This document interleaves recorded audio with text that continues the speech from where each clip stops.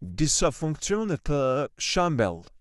Shifni, do jeni në settings, gjithmonë për update, do shikoni këtu.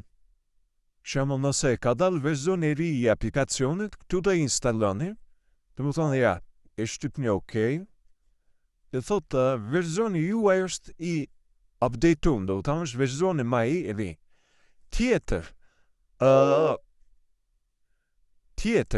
opcion që është mirë ta bëni, ta ndryshoni në settings, do shkoni këtu te automatic. Dhe këtu do e selektoni këtë opcion.